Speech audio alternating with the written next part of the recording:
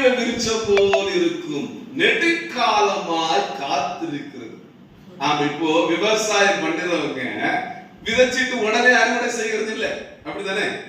ஒரு தென்னை மரம் வைக்கிறோம்னா அதற்கு குறைஞ்சது 3 வருஷமாவது என்னச்சு ஆகும். இப்ப ஒருவேளை டெக்னாலஜி சீக்கிரமா காய்க்கலாம், ஆனா காத்திருக்க வேண்டும். நிறைய பேர் திருச்சபைக்கு வந்து உடனே நினைக்கிறது என்னன்னா, உடனே என்னை இயேசு ஆசீர்வதிக்கணும், உடனே என்னை உயர்த்தணும் அப்படின்னு நினைக்கிறது.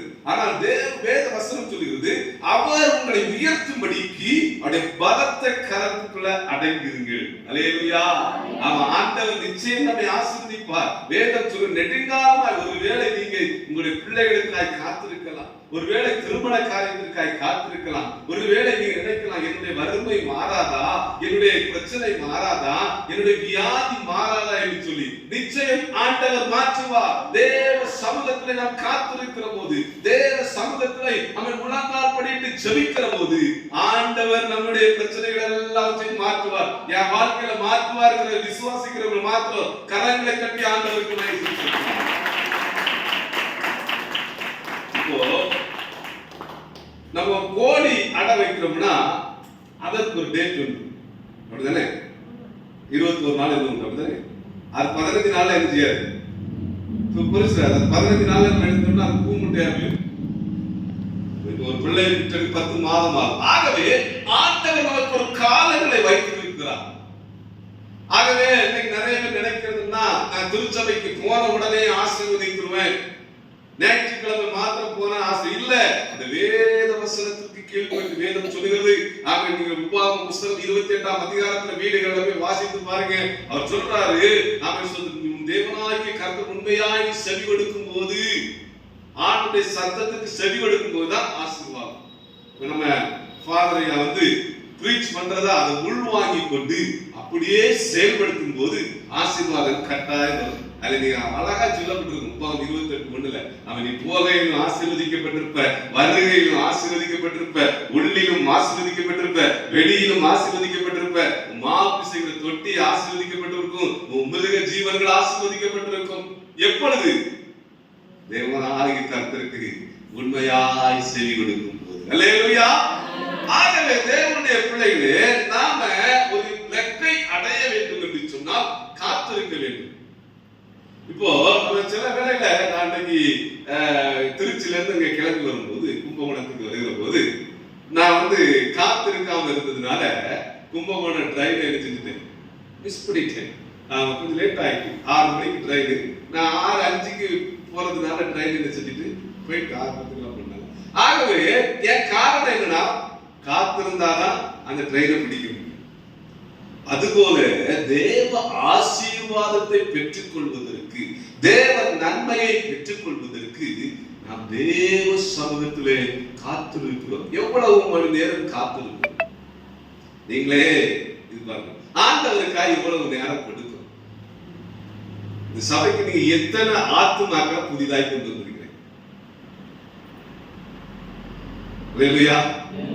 ஆமா, ஊழியம் செய்யறது யார் செய்யணும்? ஊழியம்னா பாஸ்டர் தான் செய்யணும், அப்படிதானே? அப்படியா? நாம் ஒவ்வொருவரும் ஊழியம் செய்ய வேண்டும். ஆண்டவர் நமக்கு கொடுத்திருக்கிற பேர் சீசன். என்னது? சீசன். ஆண்டவர் சொன்னாரு மத்தேயு 28ஆம் அதிகாரத்தை பாருங்க, நீ உலகம் எங்கும் கடந்து சென்று சகல ஜாதிகளை என்ன செய்யுங்க, சீசன் ஆக்குங்க என்று சொல்லி. அப்போ நீங்க எத்தனை பேர் ஆத்துமாதான் இருக்கிறீங்க? இனி ஐயா பண்ணுவார். நாங்க ஒரு பழக்கத்தை ஏற்படுத்திருக்கோம் சார். என்னன்னா, ஒரு புக்லெட் அடிச்சு அவங்க பேர் அதுல 10 காலம், அந்த 10 பேர் எழுதி அவர்களுக்காக நம்ம ஜெபம் பண்ணணும்.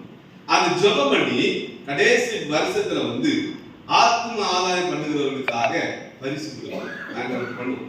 ஏன்னா இன்னைக்கு நிறைய பேர் நினைக்கிறது என்னன்னா, நாம ஈஸியா பாஸ் பண்ணா முடியும். இல்ல, நம்ம மேல இருந்த கடமை. ஊழியம் பண்றது யார் மேல இருந்த கடமை? நம்ம மேல இருந்த கடமை. ஏன்னா ஃபாதர் ஐயா எல்லா இடத்துக்கும் வேலை செய்யற போது அங்க தெரிஞ்ச முடியும். உங்க வீட்டு பக்கத்துல அல்லது எதிர் வீட்டுல எல்லாமே நீங்க தான் செய்யறீங்க, பார்க்கிறீங்க. ஆகவே ஊழியம் செய்வது நம்ம மேல இருந்த கடமை. அப்படின்னா நீங்க புரிந்து கொள்ள வேண்டும். தேவனுடைய ஆமென் சொல்ற நாம நாம் பெற்ற சந்தோஷத்தை, நாம் பெற்ற நன்மையை மற்றவர்களுக்கு என்ன செய்யணும்? அறிவிக்க வேண்டும், அதை செயல்படுத்த வேண்டும்.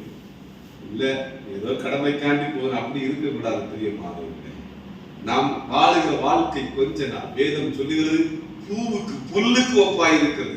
காலையில் பூத்து மாலையில் வாடுகிற அந்த பூவுக்கு புல்லுக்கு எப்படி இருக்குது? ஒப்பாய் இருக்கு. நம்ம எத்தனை வருஷம் வாழ போறோம் சொல்லுங்க? 1500 வருஷம். பைபிள்ல அதிகமாக வந்து மெத்துசாலா தான். ஆனா சங்கீத புஸ்தகத்துல பார்க்கிற போது 70-80 பலத்தின் மீதியா. அதற்கு பின்னாடி வாழ்க்கை எப்படிப்பட்ட வாழ்க்கையா? சஞ்சலம். ஆகவே நமக்கு மாத்திரம் தான் ஒரு வேலை கொடுத்திருக்கிறார். நமக்கு மாத்திரம் தான் ஒரு தெளிவு இருக்கிறது. மரணத்துக்கு பிற்பாடு நம்ம எங்க போறோம் சொல்லுங்க? பரலோகம். ஏன்னா அவன் நம்ம சரீரம் எதிலிருந்து எடுக்கப்பட்டபடி, எதிலிருந்து எடுக்கப்பட்டது? மண்ணிலிருந்து எடுக்கப்பட்டது. அவருடைய வருகைக்காக காத்திருக்கிறோம். இப்போ நான் தான் இருக்கிறேன். இப்போ நான் வந்து மரிச்சு போயிட்டேன்னு வச்சேங்க, இந்த சரீரம் எங்க போகும்? மண்ணுக்கு தானே போகும்.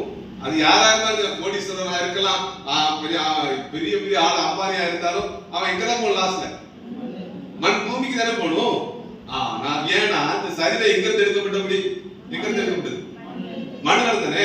ஆண்டவர் மண்ணை எடுத்து அவன் ஒரு நல்ல ஒரு அழகான உருவத்தை கொடுத்து அவன் கழிவை ஒன்று எடுத்து செஞ்சு வச்சாரு. ஆனா அதுக்கு என்ன இல்ல? ஜீவன் இல்ல. அப்படித்தானே மண்ணதால நிறைய பேர் செய்யறாங்க. அதுக்கு ஜீவன் இருக்குதா? இல்ல. எப்ப ஜீவன் வந்தது? நாசியில வந்து அப்படின்னு ஊதினாரு. அவன் என்ன செஞ்சா? ஜீவாத்மான. அப்ப நமக்குள்ள இருக்கிறது யாரு? யாருக்குள்ள? தேவ ஆவி. அல்லேலூயா. நாமெல்லாம் யாருடைய சாயலா இருக்கிறோம்?